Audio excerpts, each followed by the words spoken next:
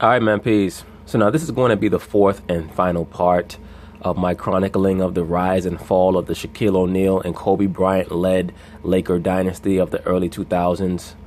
When we left off, Shaquille O'Neal had been traded to the Miami Heat, and as I was stating, the Lakers did well by Shaq. I'm sure that he had some input in regards to where he wanted to go, and they assisted him pretty much. They sent him to the East Coast or southeastern version of LA, to the Miami Heat, with a great up-and-coming guard in Dwayne Wade, and of course a legendary coach slash front office executive in Pat Riley. So they did well by Shaq, and I thought that it was necessary. It gave Shaq's career a little bit of a much-needed boost, and it also gave him motivation to get his big ass in shape so that he can get a championship without Kobe. And really in '05, they should have won the chip that season, but Dwayne Wade got hurt. I believe he got hurt in the conference finals against the Pistons. But once again, that Dwayne Wade in '05, '06, before he really started to get hurt in the late 2000s, I thought that he was just as good as Kobe was in the early 2000s, right before Kobe just started to go ham in the mid 2000s. Once again, I think that Dwayne Wade at his peak before the injuries was closer to Kobe than Kobe was to Michael Jordan. I'm gonna ask you a crazy question. After we split apart, were you trying to get more championships than me? Oh, absolutely. What kind of dumbass question is that, Shaq? Come on, brother. You were? Absolutely. And I knew you were going to get one. I knew you were going to get one because of the energy, going into Miami and D-Wade and everything that was there. I knew you were going to get that one. So I knew I had to get at least 2 or 3. And the Miami Heat are champions of the basketball world! Let me say this. As I've stated, I thought that the 2002 Western Conference Finals between the LA Lakers and the Sacramento Kings may have been the worst officiated series that I've ever seen in the history of the NBA. Well, a close second was the 2006 Finals between the Miami Heat and the Dallas Mavericks. I've never seen a player get more calls than Dwayne Wade got in that series. It was unbelievable. And don't get it twisted, Dwayne Wade, as I've stated, to me is close to Kobe Bryant, much closer to Kobe than Kobe was to Michael. And he didn't need help drawing fouls because he had a tremendous first step, a great handle, and he had big hands. So Dwayne could leap off of 1 foot and move the ball around in the air to assist in drawing fouls, much like a Michael Jordan, which is something that Kobe couldn't do because Kobe has very small hands. Dwayne Wade had big hands, so he could do a lot of the moves in the air like Jordan would do, where he would move the ball around. All that being said, some of those calls that went against the Dallas Mavericks in that series were abysmal. They were abominable. I wanted you to get that because I needed that. I wanted that. Like I wanted people to say, see, this is what they're missing here. This is what they gave up for, right? Kobe should have been the one to go. Now he's in Miami. I needed that. I wanted that. I wanted everybody to hate me. I wanted to fuel off of that. Yes, you were embracing that Saturnian dark magic, that left-hand path energy that you love so much so that you could conjure that alter ego of the Black Mamba due to your spirit guide, the serpent, that Luciferian energy that you love so much. Absolutely, sir. Off of that and just come back with so much anger and so much vengeance. So I wanted that. So when you won, right after you won, I went out to the track and I ran. And I did my conditioning, I did my drills, I woke up the next morning, I hit my weights. And let me say this also. Let me rewind that back a little bit real quick. My weight. I went out. I want you guys to pay very close attention. When Kobe Bryant states that he went out, he did his running, and then he worked on his game. Look at who he's training with. Track and I ran. And I did my conditioning, I did my drill.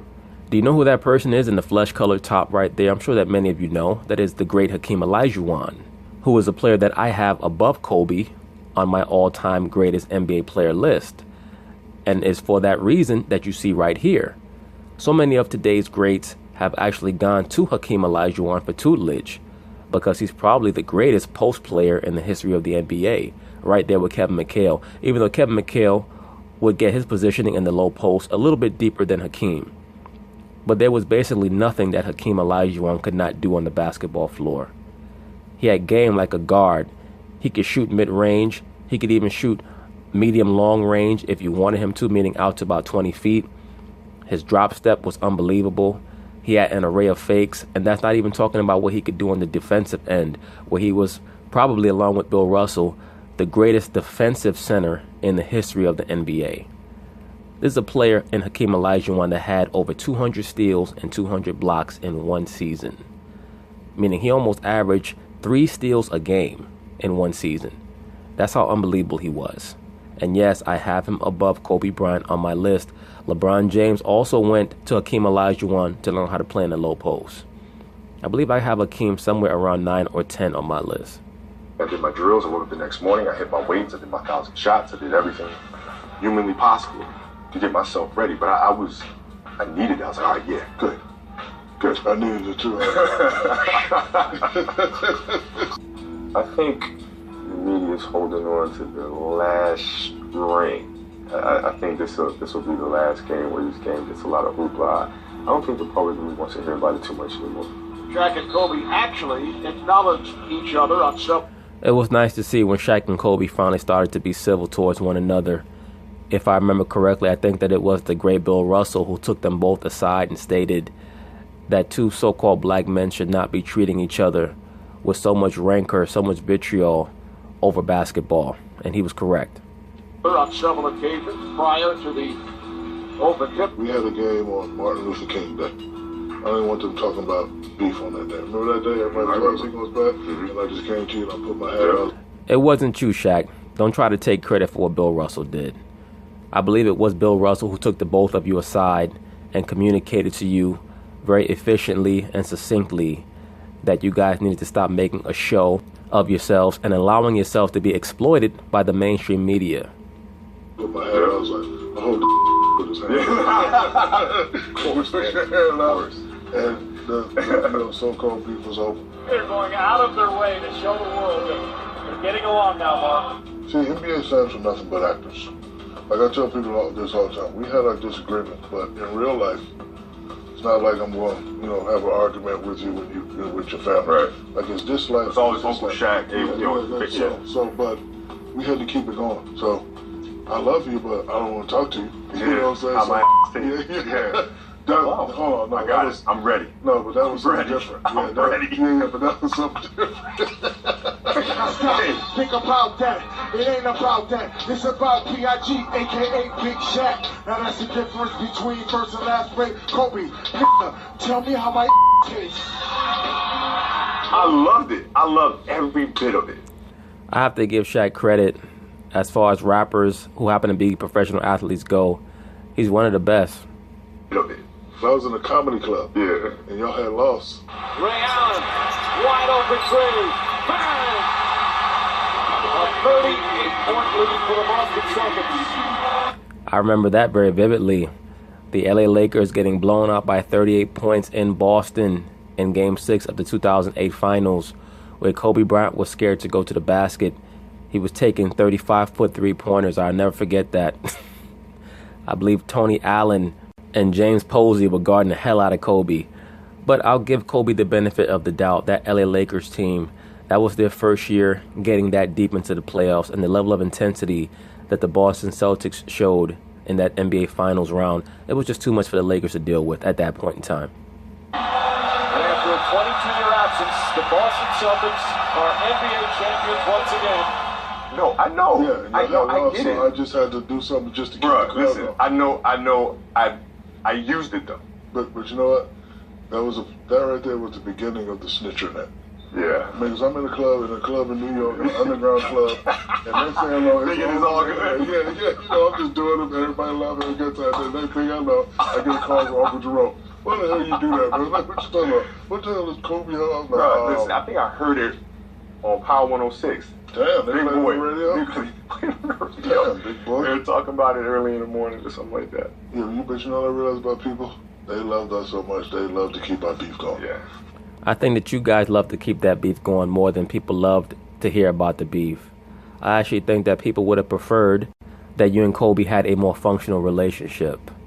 I think that the combination of Shaquille's immaturity and Kobe Bryant's unbelievable level of ambition, they were just meant to clash, and they just were not going to last long well together in a professional environment.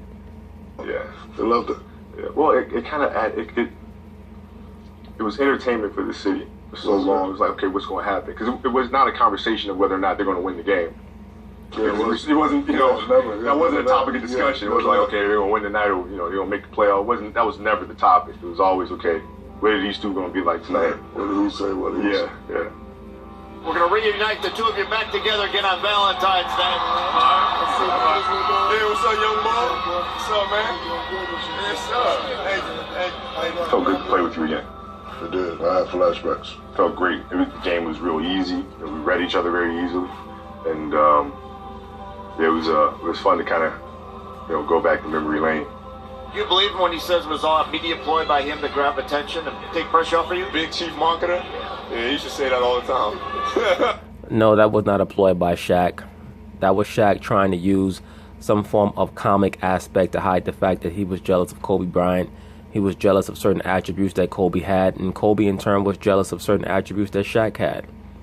That's the reason why Kobe was so infuriated with Shaq, because Kobe's mentality was, dude, if I was 7'1", 300 pounds with a 35-inch vertical leap, I will come into camp every year with an 8-pack, ready to dominate the league, average 40 points and 20 rebounds. And you're here eating quarts of ice cream and bacon cheeseburgers all summer, destroying your body. So they had a mutual infatuation and also a mutual disgust with one another. That's a part of life sometimes. You say that all the time.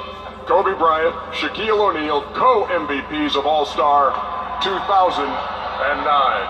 I know you're not exactly the sentimental type, but when you guys are having the interaction on the court, feel like old times a little bit. Shaq has some handles, man. There was a brother who brought this up in the comments, and I remembered it like it was yesterday, when Shaq and Michael had a little one-on-one right before the 1996 All-Star game. And Shaq put the dream shake on Michael and was able to hit the fadeaway. And as he was shooting it, because he basically faked Michael out of his sneakers, Michael was looking at it as Shaq shot it, and Michael was like, no! And the ball went in. A little bit. Does it make you a little bit at all wistful for being able to play with Shaq, having those moments? No. Shaq? No. But do you remember what you did during that game that made me realize I was believe all these years? No. You don't remember? Mm-hmm. So we got the co-MVP. It's me, Sharif, and you standing on stage. What did you tell me to do? You told me to take the trophy home. That's right. Remember that? I did. I took it home and I gave it to Sharif. Yeah. And I realized now, I was like, I think I may have messed something up, because It took you that long to realize that, Shaq? Once again, I don't think that they left any championships on the table. But I think that Shaq has been going on this campaign, this proverbial reclamation tour, where he's been trying to repair whatever damage he may have done to Penny Hardaway and Kobe Bryant out of a sense of guilt, not just in what he did to them, but what he did to himself. Because Shaquille understands, just like I say all the time in regards to his career, he ended his NBA career at about 29,000 points, 4 championships, and he really should have ended his career with 40,000 points and about 6 or 7 NBA championships. So I think he looks in the mirror a lot with regret, knowing how much he left on the table. And he knows that Kobe will never ever look in the mirror with regret. Kobe knows that he scored about 33,000 points, and every last point that he scored, he gave 100% to the game and to himself. Shaq, on the other hand, ended his career with about 29,000 points, 4 championships, and probably only gave about 65 or 70% of the energy that he could have given to the game. Because a lot of times that our beef was going on, you know me, I'm the master marketer. About 60% of the time, I was just saying just to keep it going. But like when you did that, when you didn't have to do that, because you know usually they take it and they mail it. Right. Like Shaq, you know Sharif loves you. So here you go, Sharif. We gave him the trophy. I just said to myself, I was like, luckily I won 3 out of 4 with this guy, but I was to this guy. So I owe you an apology. I'm gonna give you an apology, but we ain't gonna be doing all that crying. But Like you're already about to cry, man. But thank you for that moment, because Sharif loved that moment. That was the first time I was able to give him something. He was there. I was going through a lot at that time. And, he loved you for it. I love you for that moment. So thank you for that moment. Thank you. Couldn't have been scripted any better. Maybe my last one. If it is, it'll be a hell of a DVD. All-Star game is over. Now it's time to get back down to business. See if we can't get that championship. Bryant looks inside, finds Gasol. Gasol, There goes Kobe's greatest playoff performance right there, that 2009 NBA playoff performance that culminated in a 5-game victory over the Orlando Magic, which once again is only the 22nd greatest NBA playoff run by an individual player in the last 40 years. Now, one would think that if Kobe was in the upper echelons of the all-time greats, meaning within the top 5 or top 3 greatest players in NBA history, as many of his superfans like to assert, that he wouldn't be so low in regards to his greatest and most proficient playoff performances. It is what it is. It's official. The Lakers are NBA champions once again. LA wins the 2009 NBA title. This team is going to be around, and they're going to have to be dealt with for years to come. This right here was the greatest achievement of Kobe's career, defeating the Boston Celtics in 2010. I mean, it was kind of the perfect series, playing the Celtics, you know, them beating us in 08, and then, you know, having 5. I mean, we joke about that a lot, but the most important thing was beating the Celtics because of everything that they've meant to this organization. And it was a tough series for me. Most people don't know this, but I had a bone spur in my ankle. And then a couple of games in Boston, I had to leave the game, go back in the locker room, and get it injected because I could barely walk. And I had a broken finger I was playing with. I had a cast on my right finger. And then I was having to deal with Garnett, Pierce, Ray Allen, Rondo, Rasheed Watt, I mean, all these guys. And having to figure out how to get through that series. So it was a big relief to win. Once again, that is why Kobe Bryant gave the advice to LeBron James that he gave, in which LeBron is basically going to have to quote-unquote figure it out. We see Kobe use the same phraseology here that he used in the blurb that was directed towards LeBron James about a month or so ago, where the liberal sports media made such a huge deal about it. I stated at the time that it was very clear that Kobe did not have any ulterior motive in saying what he said. It was not out of jealousy. It was truly out of advice given from one great to another. And once again, that only goes to show us that we don't know what type of debilitating injuries many of these great athletes are playing with when they're out there on the floor.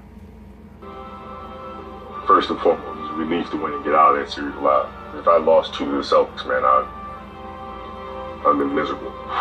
Not only would you have been miserable, you would have been done, bro. Kobe understands very well that his one NBA Finals victory over the Boston Celtics is probably greater than his previous 4 NBA Finals victories combined. Because he knows nobody cares that they beat the Pacers or the 76ers with only Allen Iverson, or the New Jersey Nets. I mean, give me a break. Or the Orlando Magic led by Dwight Howard. Nobody's going to care about that. What they're going to care about is that Kobe was able to defeat the Boston Celtics with 3 first-ballot Hall of Famers on there. That's what they're going to care about. And he's right to understand that. The Lakers repeat back-to-back titles. The LA Lakers, the 2010 NBA champions. 5 rings. 5 of them. Do you think I was pissed when you got number 5? Of course you were. Oh, No doubt. I tore my house up. No doubt. I bet you did. No, I went crazy. Because when I got 4 and you got 4, I was like, hey, I got 4, he got 4, let's straight.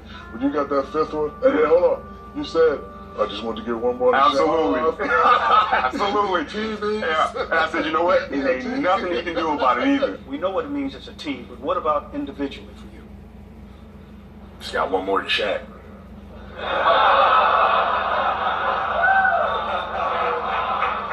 So you can take that to the bank. A couple days later, I said, I ain't gonna be able to get 5. I'm 38, hips bad, knees bad. I just got a call from Steve Kerr. They traded me to Cleveland. Cleveland traded me to Boston. I'm like, it might be over. So this is something that Might be over. You got traded like 3 times in 3 days. Of course it was over. I had to live. Then you got hit with that sniper bullet in the back of your leg in Boston when you snapped your Achilles. I'm honestly surprised that Shaq did not snap his Achilles earlier with as much weight as he was putting on his lower extremities. I have to live with that. Kobe has 5, and Shaq has 4. So I got to live with that all my life. That brings me so much joy. but you know what I may do next week? I may sign with Golden State on your ass. Sign a 10 days. Hey, man. Sign a 10 day with Golden State. Oh, man. You know, Would you be mad if I did that? Nah. Yeah, you would. Nah. Because you wouldn't win that one in the argument. You win. Beyond that, Kobe don't care at this point what Shaq does. Kobe has firmly moved past his NBA career. He's done with basketball. You can tell oftentimes all-time greats, when they give 100% to their field of endeavor, whoever it is, when they're done, they're done. That's why I believe Floyd Mayweather when he says he's done. Whenever Kobe speaks, I don't sense any type of malice or jealousy when he speaks about today's great players, because he knows that he gave 100%. 3, 2, 1.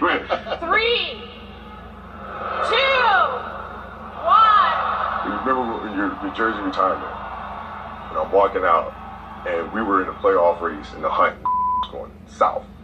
And we were walking out, and I gave you that, I said, man, I love you, congratulations, everything, and I was just, happy for you, But I couldn't help but say, this night has made it a lot sweeter, because I know you have 4 and I have 5.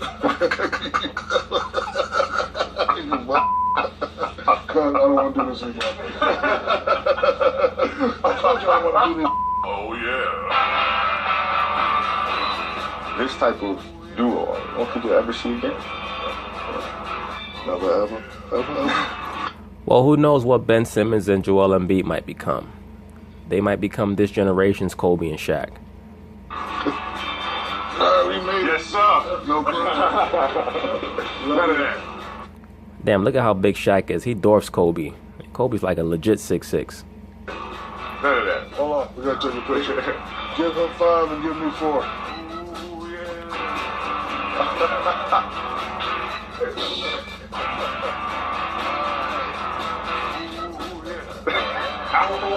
Can you get them all in the picture?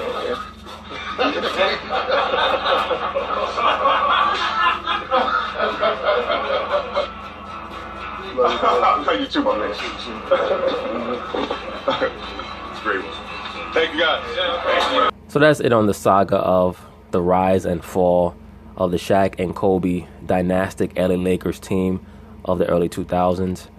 As we can see, of course, as Shaq put it so well, they were probably the most enigmatic all-time great team in the history of the NBA.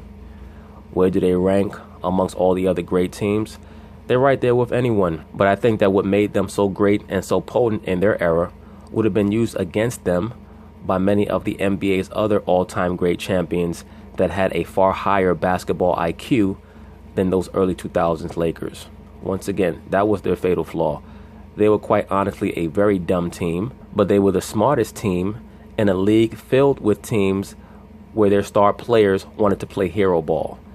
The LA Lakers and the San Antonio Spurs in that early 2000s era were the only two teams that even understood how to play team basketball, and the Spurs were in a transitional period where they were trying to improve their backcourt. So the Lakers were able to take advantage of that. But were they an all-time great team? Certainly, especially that 0-1 team. The 2001 Lakers, they could have competed with any team in the history of the NBA. The 83 Sixers, the 87 Lakers, the 89 Pistons, the 91 Bulls, 92 Bulls, 96 Bulls. They were right there with them all. The 2017 Warriors. But anyway, peace.